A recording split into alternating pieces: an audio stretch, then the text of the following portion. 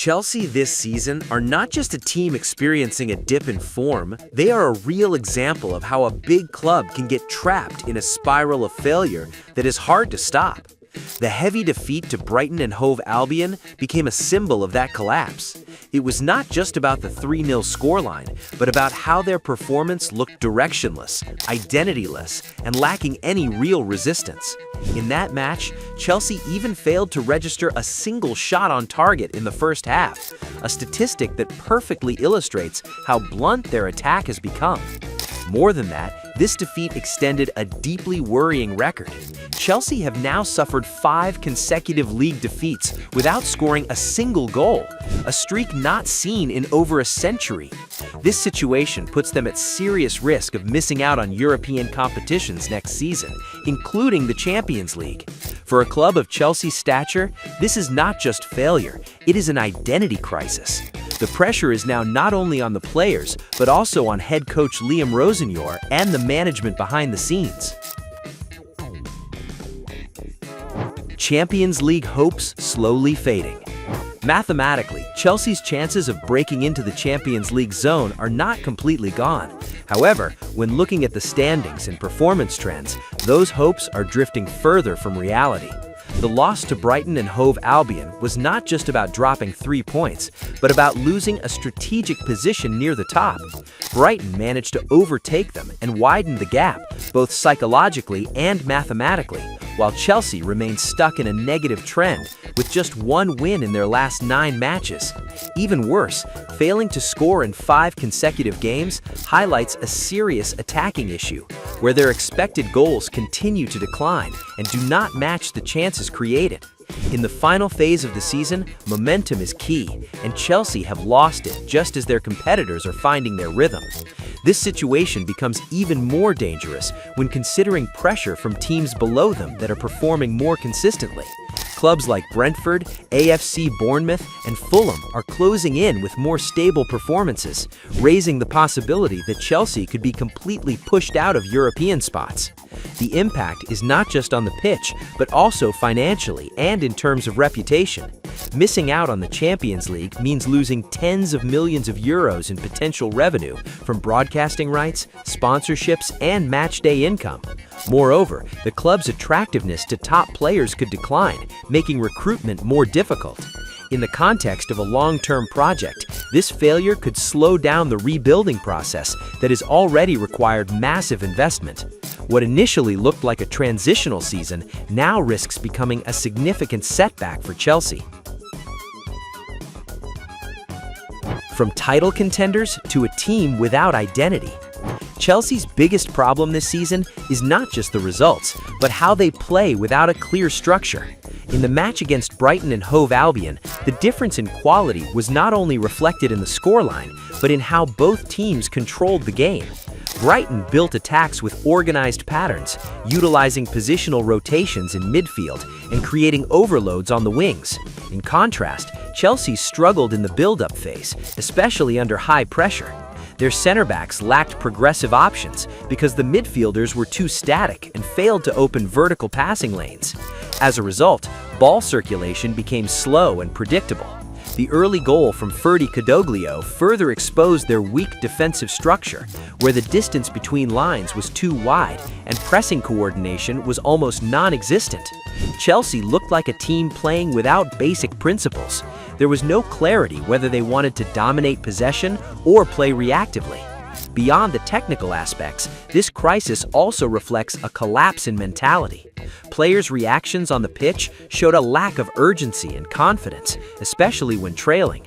There was no figure stepping up as a leader to change the tempo or lift the team's spirit. Even Liam Rosenjor admitted that his team's performance was unacceptable, indirectly highlighting issues of attitude and commitment.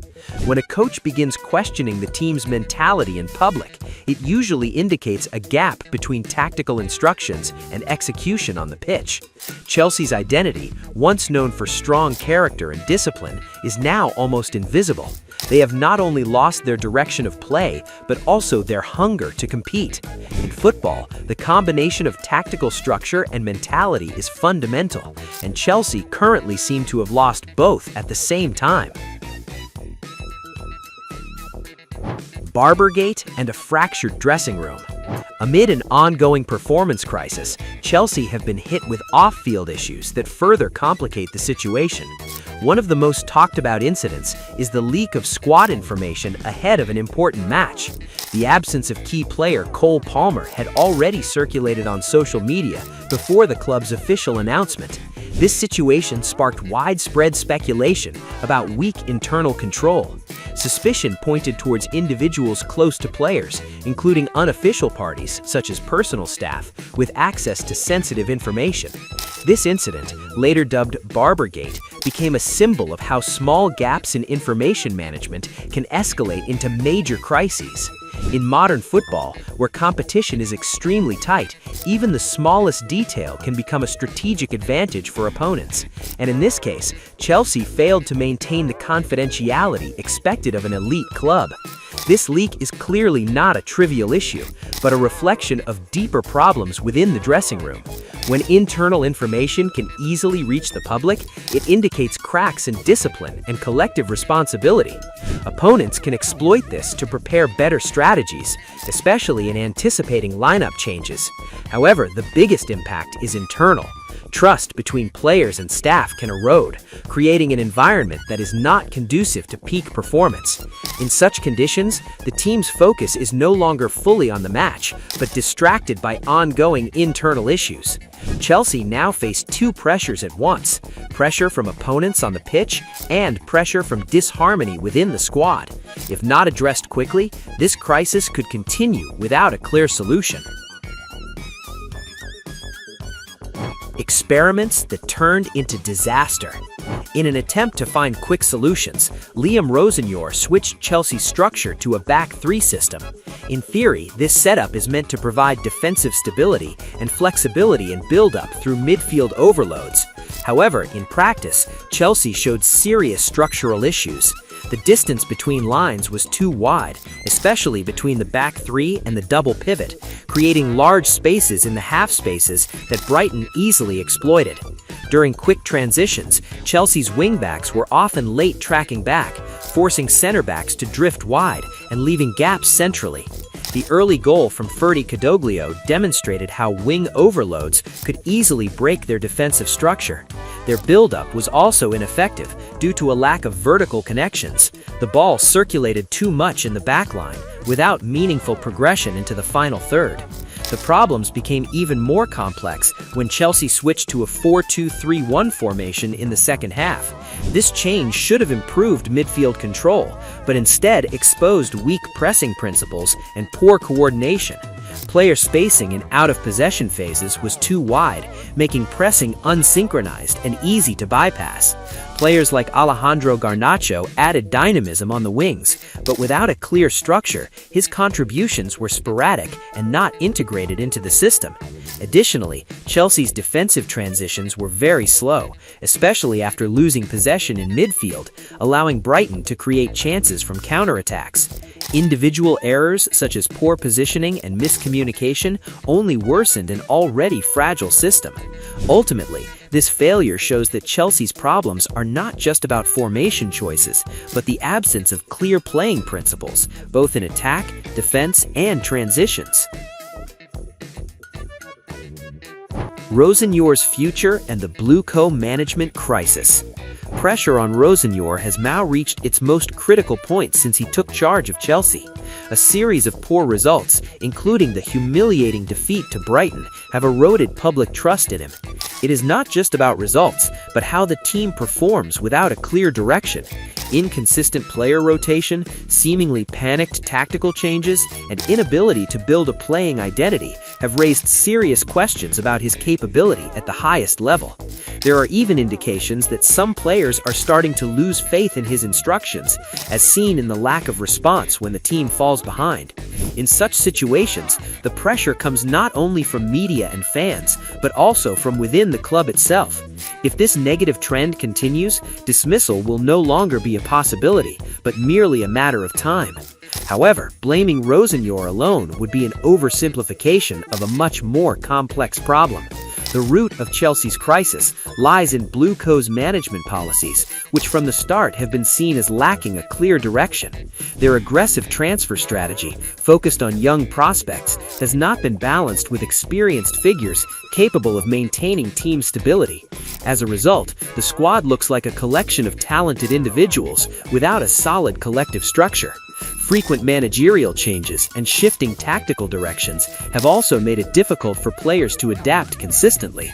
Critics and former players have grown increasingly vocal, describing Chelsea more like an experimental project than a club ready to compete at the elite level. Without a comprehensive evaluation at the management level, changing coaches will be only a temporary fix that fails to address the root cause. Chelsea are now at a crossroads. They can choose to make major changes and rebuild with a stronger foundation, or remain trapped in the same cycle of failure. Defeat after defeat is not only damaging their position in the standings, but also eroding confidence and club identity. In football, momentum is everything, and Chelsea have completely lost it. Without significant change, this season could mark the beginning of a deeper decline. However, history shows that a club of Chelsea's size always has the ability to bounce back. The question is, do they have the courage to admit their mistakes and fix them? Or will they continue blaming individuals without fixing the system? The answer will determine their future, not just this season, but in the long term. So, what do you think? Who is most responsible for this collapse? The coach, the players, or the Blue Co management? And more importantly, can Chelsea still bounce back? Or is this truly the beginning of their dark era? Write your opinion in the comments. And if you enjoy sharp analysis, dramatic storytelling, and the darker side of football, don't forget to subscribe now.